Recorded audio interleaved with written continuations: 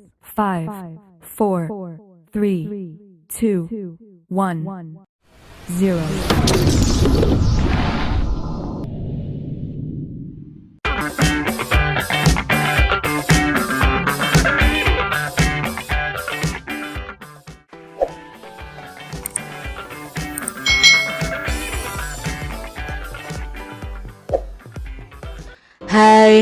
Hai, selamat datang di channel YouTube Kak Citra.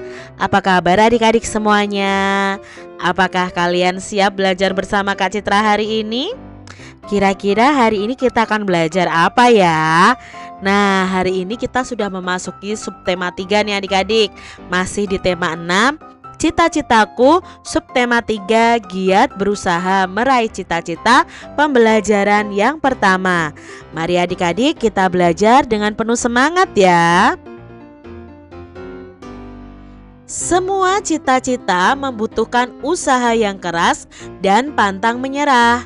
Bahkan terkadang kamu harus melakukan lebih keras dibandingkan orang lain. Sudahkah kamu menentukan cita-citamu?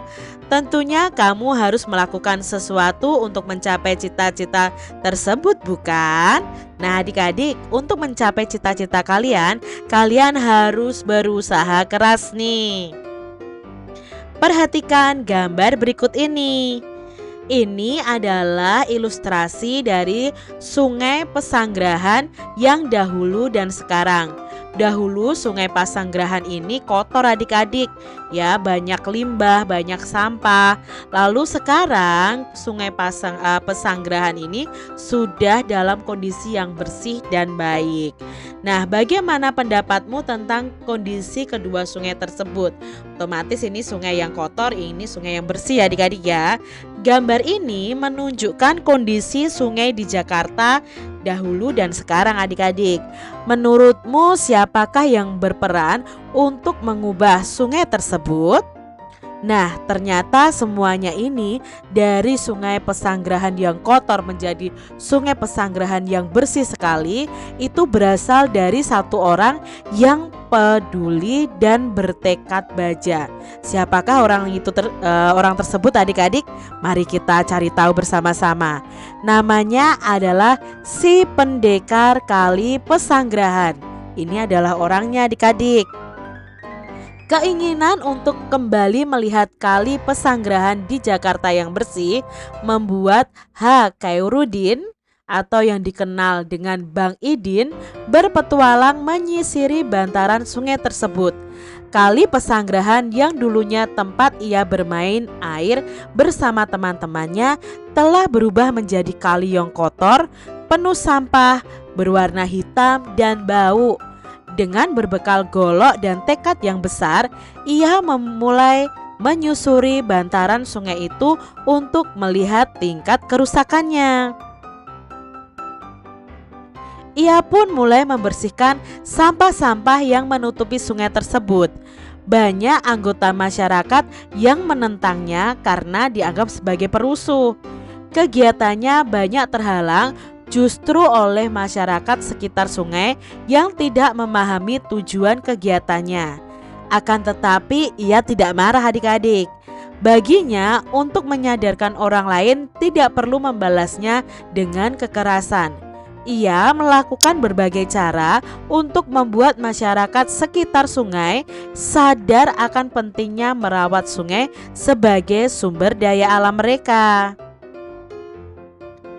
Akhirnya berkat kesabaran dan tekad kuatnya adik-adik, lambat laun kesadaran masyarakat mulai tumbuh.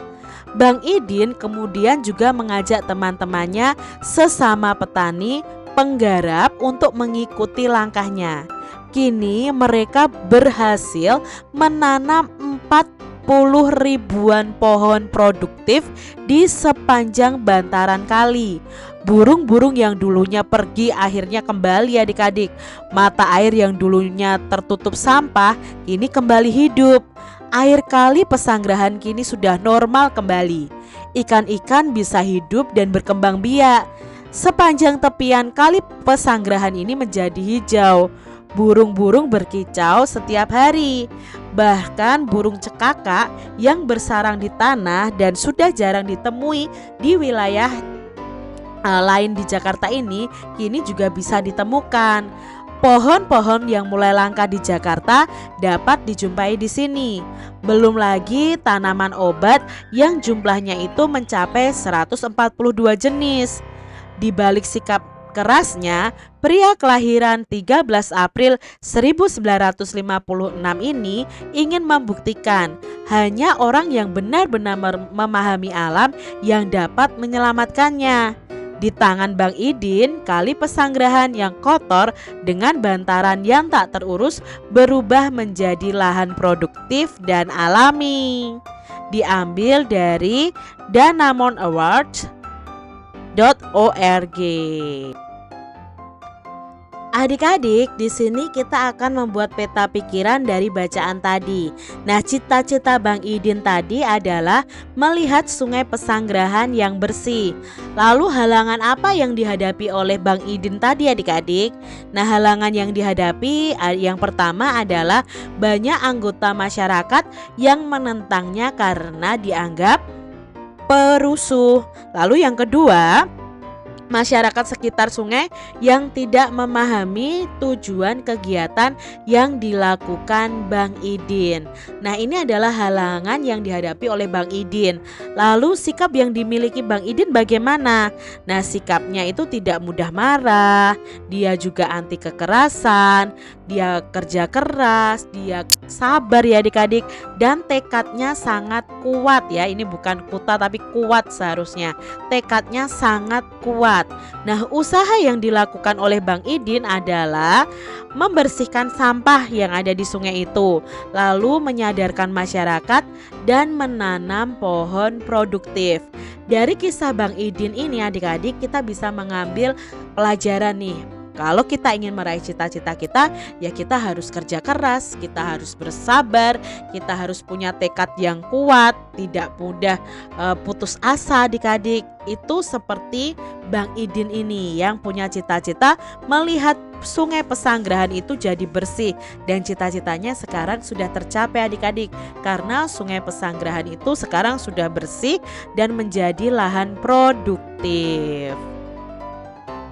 Nah, usaha dan kerja keras Bang Idin serta kesabaran dan usaha yang konsisten bermanfaat bagi masyarakat di sekitarnya. Cita-cita Bang Idin tadi sungguhlah mulia adik-adik. Usaha dan kerja keras telah dilakukan untuk mewujudkan impiannya yang dapat memberikan manfaat yang besar kepada masyarakat di sekitarnya. Ada banyak orang seperti Bang Idin yang bercita-cita untuk selalu menjaga dan melestarikan alam sekitarnya. Nah, di sini ada puisi yang berjudul Penjaga Alamku, karya Dekaritas. Yuk kita baca bersama-sama adik-adik. Penjaga Alamku, karya Dekaritas. Kau tidak pernah lelah, kau tidak pernah putus asa, kau tidak pernah menyerah. Mencintai alam di mana kau dibesarkan. Angin dan badai adalah sahabatmu. Hujan dan panas adalah penolongmu. Air sungai adalah kehidupanmu. Alammu adalah ibumu. Maka engkau menjaganya, maka engkau memeliharanya, maka engkau merawatnya. Karena alam adalah ibumu. Itu tadi puisi yang berjudul Penjaga Alamku, karya Dekaritas. Adik-adik, berkisah tentang apakah puisi tersebut? Nah, puisi tersebut itu berkisah tentang orang yang menjaga alam dengan tidak pernah lelah, tidak pernah menyerah, dan tidak pernah putus asa, walaupun angin, badai, hujan, dan panas menerpa.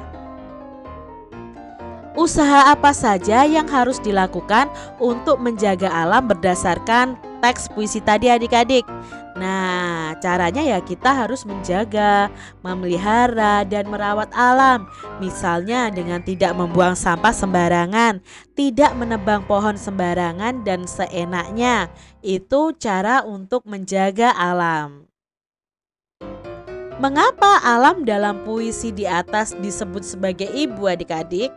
Nah, alam dalam puisi tadi disebut ibu itu karena alam itu sudah menyediakan segala sesuatu yang menjadi kebutuhan yang diperlukan oleh manusia. Jadi di situ diumpamakan alam itu hampir sama dengan ibu yang selalu menyiapkan segala kebutuhan kita. Adik-adik, tahukah kalian bahwa deklamasi merupakan salah satu cara membacakan puisi tanpa menggunakan teks puisi. Jadi membacakan puisi tanpa ada teksnya itu namanya deklamasi. Nah, biasanya orang yang mendeklamasikan puisi harusnya hafal terlebih dahulu terhadap puisi itu adik-adik, karena nggak pakai teks ya. Nah, membaca puisi itu memerlukan pelafalan yang jelas dan intonasi yang tepat. Selain itu, pemenggalan kalimat juga harus diperhatikan. Dengan demikian, puisi tersebut akan enak didengar dan mudah dipahami isinya. Nah, untuk mengerti pemenggalan kalimat, kita bisa menentukan yang namanya jeda. Nah, contohnya nih adik-adik, di sini ada penggalan kalimat puisi ya. Kau adalah para penyelamat negeri. Nah, di sini ada garis miring, ini maksudnya apa? Garis miring 2, garis miring 1 ya. Nah, catatannya di sini, kalau garis miringnya 1 itu berhenti sebentar untuk bernafas. Biasanya itu pada koma atau di tengah baris. Lalu untuk garis miring 2 itu berhenti agak lama. Biasanya koma di akhir baris yang masih berhubungan dengan baris berikutnya. Lalu kalau garisnya ada 3 itu berhenti lama sekali, biasanya pada titik baris terakhir atau pada akhir puisi. Jadi kalian perlu tahu nih, tanda jeda ini kegunaannya untuk apa. Kalau 1 untuk berhenti sebentar, biasanya untuk koma atau di tengah baris. Kalau 2 itu berhenti agak lama, biasanya koma di akhir baris yang masih berhubungan dengan baris berikutnya. Dan kalau 3 itu artinya berarti titik di baris terakhir. Pada puisi tadi kita bisa memberi tanda seperti ini adik-adik. Ini adalah tanda jedanya. Kau tidak pernah lelah. Berarti kan tanda garis 2, berarti berhenti sebentar. Kau tidak pernah putus asa. Kau tidak pernah menyerah. Nah, jadi dengan adanya tanda jeda ini kita jadi tahu di mana saatnya kita berhenti untuk mengambil nafas saat membaca puisi adik-adik. Coba ya adik-adik praktekkan ya. Indonesia memiliki berbagai sumber daya alam yang dapat memenuhi kebutuhan hidup seluruh warga penduduknya. Sumber daya alam hayati dan sumber daya alam mineral dalam berbagai rupa tersedia melimpah di Indonesia. Akan tetapi tidak berarti sumber daya alam itu dapat dikuras habis untuk kebutuhan manusia adik-adik. Nah, sumber daya alam mineral merupakan sumber daya alam yang tidak dapat diperbarui. Contohnya batu bara, minyak bumi, itu termasuk sumber daya alam mineral adik-adik. Nah, sumber daya alam tersebut memerlukan waktu yang sangat lama dalam pembaharuannya. Waktunya itu tidak sebanding dengan cepatnya sumber daya alam itu digunakan untuk kebutuhan hidup manusia. Jadi contohnya misalnya adalah minyak bumi.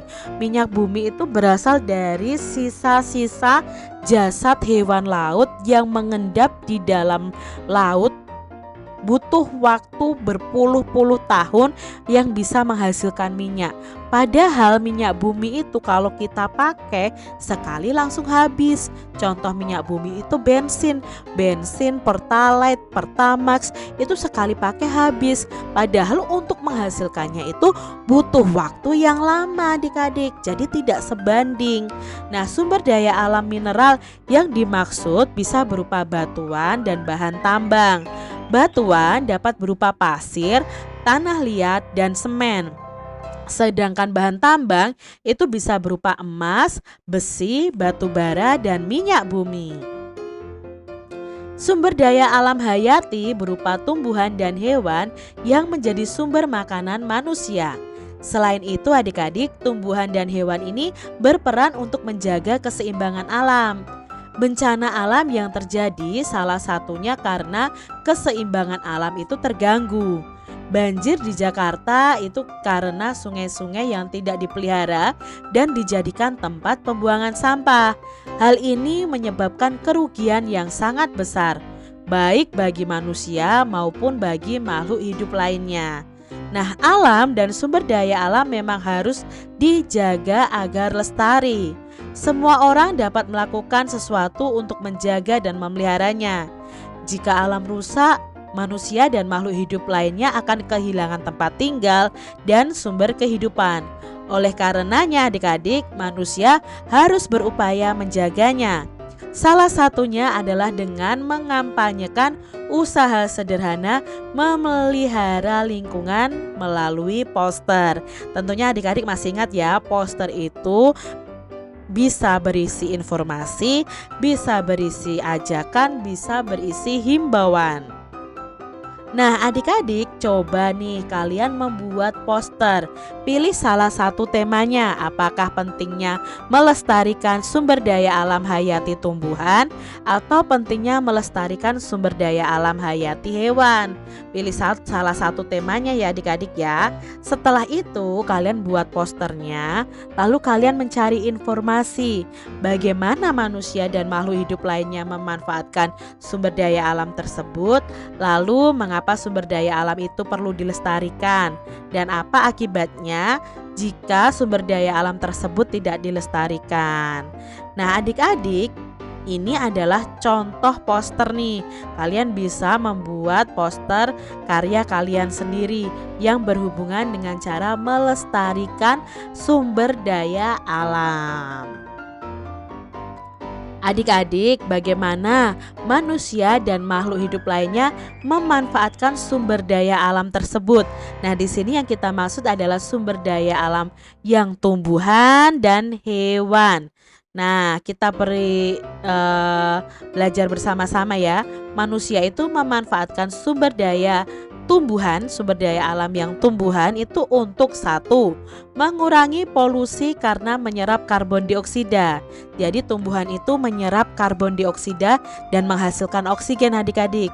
Dua, untuk penyejuk lingkungan karena tumbuhan itu menghasilkan oksigen. Ketiga, sebagai tempat peneduh ya dari panas sengatan sinar matahari. Yang keempat, mencegah terjadinya erosi, tanah longsor dan banjir adik-adik. Tumbuhan itu sangat bermanfaat ya. Lalu yang kelima, sebagai penghasil bahan makanan dan minuman dari tumbuhan. Kalau sampai tidak ada tumbuhan, kita tidak bisa menghirup oksigen adik-adik. Maka tumbuhan itu sangat penting bagi manusia dan seluruh makhluk hidup.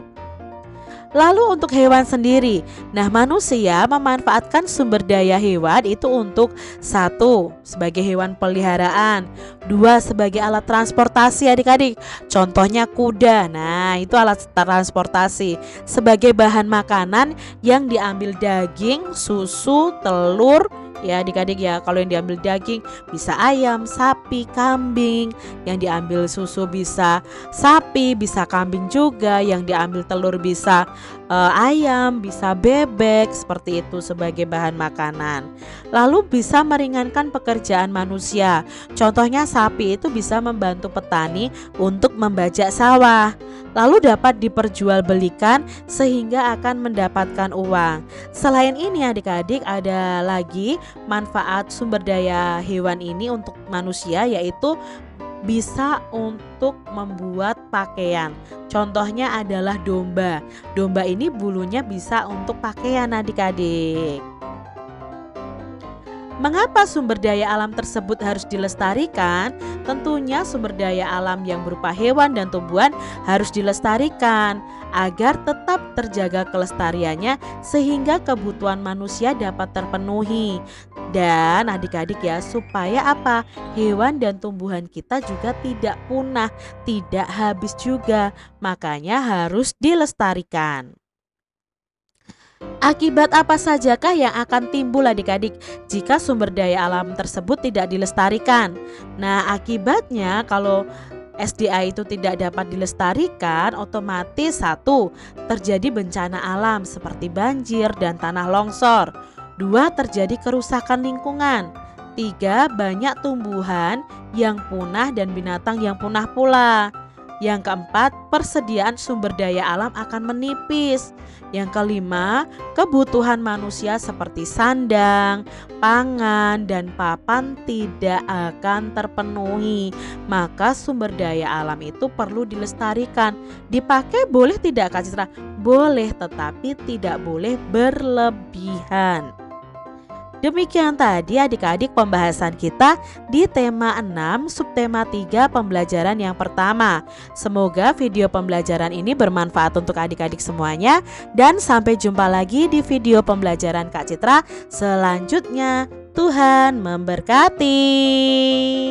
Jangan lupa tekan tombol subscribe, lalu tekan loncengnya, tekan juga tombol like, lalu share ke media sosial kalian. Jangan lupa untuk ikuti media sosial Kak Citra. Terima kasih.